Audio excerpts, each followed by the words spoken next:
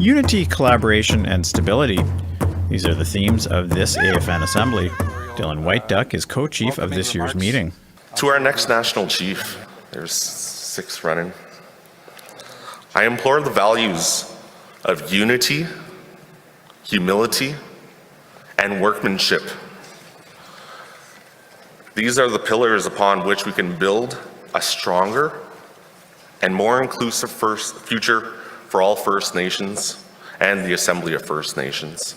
This is in stark contrast to the 2 years of turmoil the organization went through under Archibald's leadership, which was marked by internal fighting on the executive and staff allegations of harassment against the former national chief. AFN Regional Chief for Ontario, Glenn Hare, echoed the need for the organization to move forward in harmony, regardless of who is elected on Wednesday.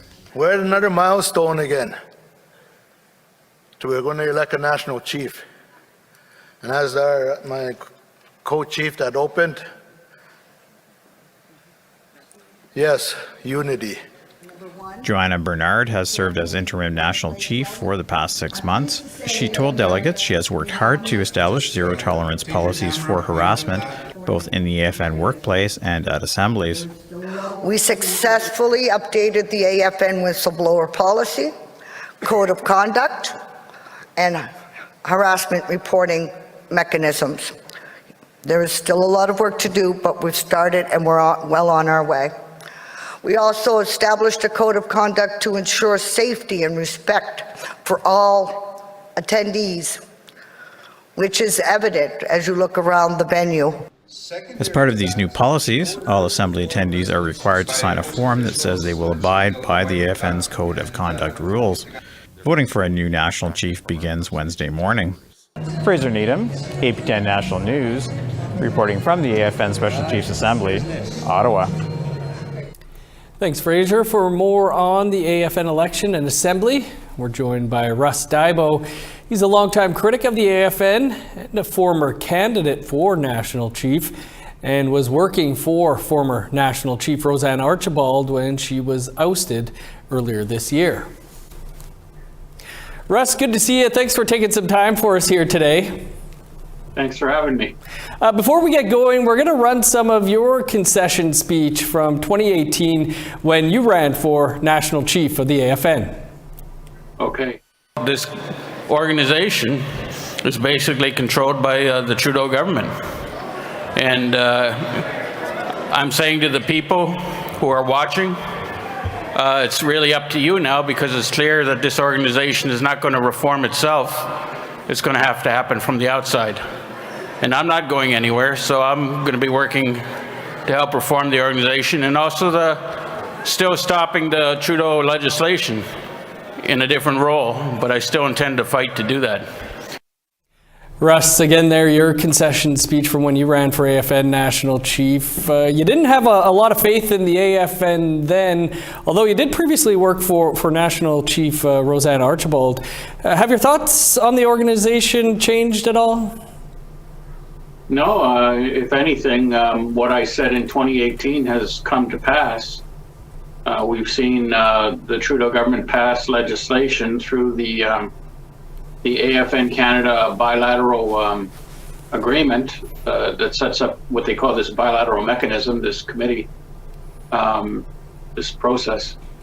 They passed the Indigenous Languages Act, the Indigenous Child and Family Services Act. They passed Bill C-97, which dissolved the Department of Indian Affairs and created the 2 new departments, the Indigenous Services Canada and Crown Indigenous Relations and Northern Affairs Canada, and the United Nations Declaration Act, Bill C-15, which I was publicly opposing.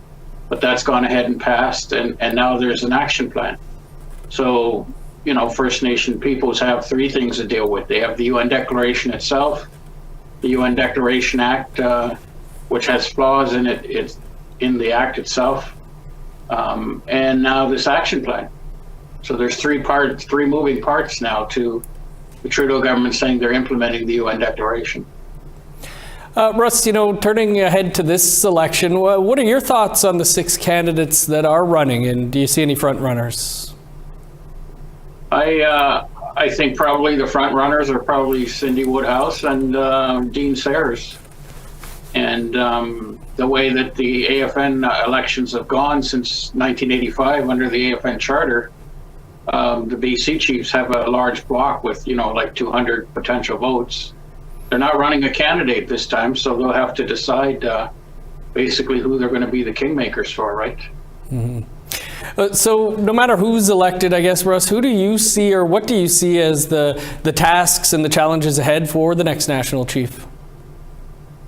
Well, whoever wins the AFN election is going to have to deal with the problems with that AFN Canada bilateral process, because that's the process that's managing regional and national issues across Canada.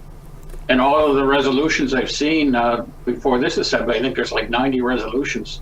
A lot of them have to do with program and service issues and additional funding, all of which will be put to the senior officials table, made up of the AFN directors on one side and the associate deputy ministers and director generals of the departments of Crown Indigenous Relations and Indigenous Services Canada and the Department of Justice. And then they'll kick it up, if it's a political decision, they'll kick it up to the political leaders between the AFN Executive Committee, the National Chief, and the ministers, and ultimately the Prime Minister. That's the structure they put in place. So, really it's the federal government that's managing and controlling that process. And of course the funding. So there was problems with that. National Chief Archibald was trying to renegotiate that agreement through a Healing Path Forward Accord, but the chiefs didn't support that, and the executive didn't support that. But problems with that process still remain, and they haven't been addressed. Well, Russ, it will be a couple of interesting days here. I'm sure you'll be watching as closely as us. Appreciate you sharing some of your insight with us. Thank you very much for having me. Now, you can watch the AFN Assembly unfold live by visiting our APTN News YouTube page, where we will be streaming the events this week. We'd also like to hear your thoughts on the Assembly and the election of a new national chief, or anything else you'd like to reach out about. Here's how you can continue the conversation. If you have a story you want to share, you can send us an email to news@aptn.ca. To read and watch our stories, go to aptnnews.ca. You can also find us online on your favorite social media sites, including TikTok, YouTube, LinkedIn, and X. You can follow APTN News to join the conversation and see our latest stories. In other news, band councils of Anishnabe communities in northwestern Quebec are looking to get their share of lithium mining on their territory. It's been a few months since Sayona Mining took over a major lithium project in northwestern Quebec. It's an Australian company that plans to extract and refine lithium. It wants to do it on the traditional territory of Anishinaabe communities of Lac-Simon and Picogan. But Chief Lucien Wabanuk of Lac-Simon says that this company still hasn't received consent from Anishnabe in the region. Sayona also hasn't agreed to share the economic gains with the communities, even after 2 years of negotiations. Wabanuk virtually participated in Sayona's annual General Assembly on Thursday to remind the company and its shareholders to respect Indigenous rights. Nous, on a dû utiliser le chat là, pour lancer nos messages. On a quand même lancé 2-3 messages principaux, notamment celui que s'il n'y a pas de consentement de nos deux communautés, Lac-Simon et Picogan, il n'y aura pas de projet avec Sayona dans le territoire de nos deux communautés. Territoire non cédé en passant. To the East Coast now, and a first for Atlantic Canada. A new inland shipping terminal is coming to Nova Scotia. It aims to reduce the number of transport trucks in downtown Halifax, while one of its partners is the Millbrook Mi'kmaq Nation. The new partnership was announced at the Halifax waterfront between Millbrook and a transportation logistics company Canadian Rail Equipment Works and Services. The inland shipping terminal is called Wegobawgwik, which means end of the water's flow. Millbrook will house the $100 million operation, which is expected to create 300 jobs. Construction is expected to begin next year. Claire Marshall says the project will benefit everyone. We really also want to ensure that contracting and employment opportunities are available for the whole broader region, Colchester County and Truro as well. So this is something that we'll be really putting strong emphasis on, is employment training and contracting opportunities. It's that time of year where provincial legislatures wind down for the holiday season, and a new study from the Angus Reid Institute is revealing Canadians' opinions on their provincial premiers. Manitoba Premier Wab Kinew is leading the pack with an approval rating of 57%. Saskatchewan Premier Scott Moe is second with 54%. Newfoundland Premier Andrew Furey and Nova Scotia Premier Tim Houston are tied at 48%. They're followed by Alberta Premier Danielle Smith and BC Premier David Eby, Ontario Premier Doug Ford, and New Brunswick Premier Blaine Higgs. And in last place is Quebec Premier Francois Legault, who suffered a 16% drop in approval ratings this year. Time now for a quick break, but still to come. An emergency shelter in Edmonton is trying to spread the Christmas cheer. A time to just show the dignity and respect and bring the joy of Christmas to the community members that come through our doors.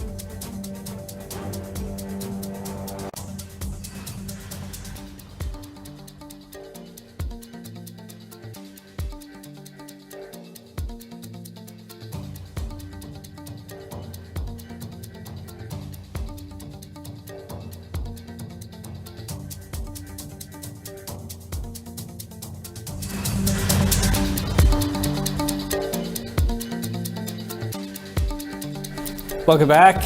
Residents in the Dene Métis community of Kli-Kli-Kwé, Fort Simpson, are anxiously awaiting to cross the Liard River. Due to a late freeze and low water levels, the ice crossing to and from the regional hub has been delayed. The 1,100-person village is relied upon by the smaller communities around the region. In the summer months, residents rely on a ferry, but with low water levels some years, that service ends early. This season, travel has been restricted. A 5-minute helicopter ride across the river will cost you over $500 and just as much as a scheduled flight to Yellowknife. For years, leaders and community members have been calling for a bridge to provide year-round access. But until that happens, the isolation has dire consequences for businesses, fuel supplies, cost of living, recreational opportunities, and mental health. It has affected our food costs. I now hear people in the community are worried about propane for their homes because it's getting low. The talks need to start, and I'm surprised they haven't started before when this community flooded 2 years ago. And, how are you going to, if there's a worse catastrophe, we're talking about forest fires now, how are we going to get people out in a timely manner? Still in the north, the Council of Yukon First Nations is one step closer in making an Indigenous healing center a reality in the territory. The organization signed a letter of intent on the center with the federal and territorial governments in Ottawa on Monday. The building will include 6 beds for those needing immediate care for issues like substance use. It will also include 20 beds for longer-term stays. Grand Chief Peter Johnston says the center will help alleviate pressure on Whitehorse's downtown emergency shelter. The commitment from government, the long-term to help not only finance this, but also to give us the ability to provide a healing center to our own people on behalf of our people. It just provides another option, which I think is the most important aspect of this whole conversation. Hope Mission in Edmonton hosted their first Christmas dinner Monday evening and fed over 500 people who might have otherwise gone hungry. APTN's Chris Stewart was there. Hail that ever blessed one, hail redemption's happy dawn. Hope Mission near downtown Edmonton was filled to capacity with their first of 4 Christmas turkey banquets planned for December. Benny Kiza is the Senior Manager of Emergency Shelters and Support Services. APTN News spoke to him moments before doors opened. There's going to be music. We have St. Nicholas or Santa walking around. So this is just a time to celebrate, a time to just show the dignity and respect and bring the joy of Christmas to the community members that come through our doors. Funding was provided by longtime Edmonton lawyer James H. Brown in memory of his wife. Rows upon rows of tables and chairs quickly filled up as hungry community members arrived. 60 volunteers were on hand to serve turkey with all the trimmings, including dessert. This is the first of 2 meals tonight. In an hour or so, another group will come in to get their share of the bounty. Kiza says demand has never been so high for their services, which offers housing, counseling, clothing, emergency care, and more. Since this summer, we've had really high numbers of participants, community members staying overnight. We were talking about in the summer, we're looking at the high 600, 700. We've reached the 800 community member overnight staying in our shelters. It's not winter yet per se, but we've been consistently at 800 people. Since its inception in 1929, nearly a century ago, they have relied on the kindness of people to help them with what they do. The Christian nonprofit says now, with high demand, they need the generosity of the community. You can help financially by donating to Hope Mission. You can help with your time, which is probably the most precious way that you can help by volunteering to our meals or reaching out to a volunteer coordinator. You can help by giving a clothing item, because it's going to get really cold really soon. So we're talking about serving hundreds and thousands of people if you look at the months of the winter. So giving out clothing, giving out toques and jackets and hygiene products. People here will leave with a full belly and maybe a smile on their face. Chris Stewart, APTN National News, Edmonton. Thanks, Chris. Time for one last break. Still to come, the push continues for more Indigenous musicians to be heard. Il faut le diffuser parce que l'artiste doit être entendu et reconnu.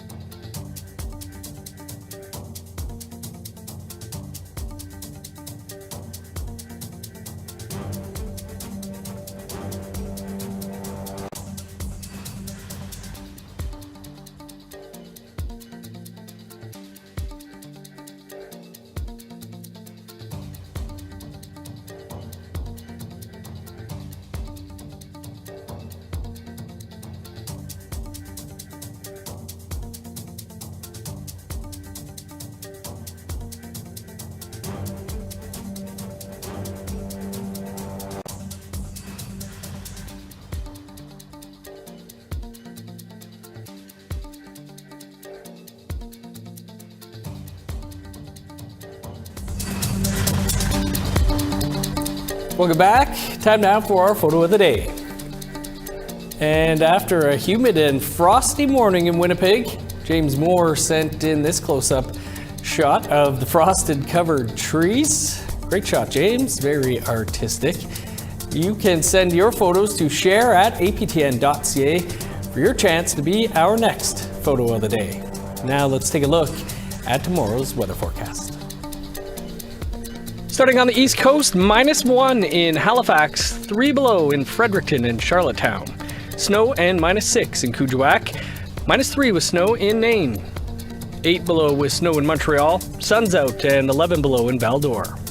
0 with flurries in Sault Ste. Marie, -7 in North Bay. 0 with snow in Wawa, sunny and +1 in Sioux Lookout. 0 with snow in God's Lake, -1 in Norway House.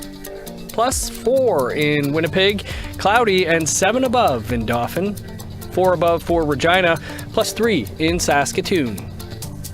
2 above for Meadow Lake and Buffalo Narrows. Sunny across most of northern Alberta, 0 in Fort Chipewyan, +1 in Fort McMurray. Cloudy and 3 in Edmonton, 13 above for Lethbridge. 12 above and partly cloudy in Vancouver, +9 for Victoria. +1 in Prince George, 5 in Smithers. -18 with snow in Old Crow, 2 below for Whitehorse. -3 in Yellowknife, 20 below in Norman Wells. -15 with snow in Sax Harbor, Flurries and 13 in Polytech. -6 for Chesterfield and Arviette with snow on the way. -14 and snow in Resolute, 19 below and snow in Joe Haven.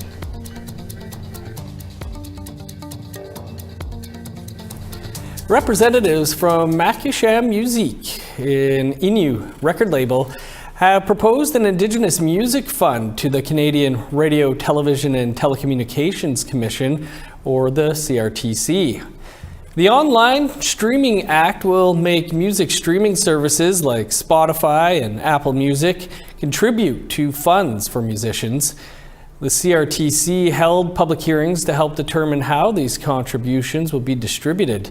Nellie Jourdain appeared before the hearing a week ago. She's the director of Macusham Musique, which has proposed the creation of a fund for Indigenous peoples.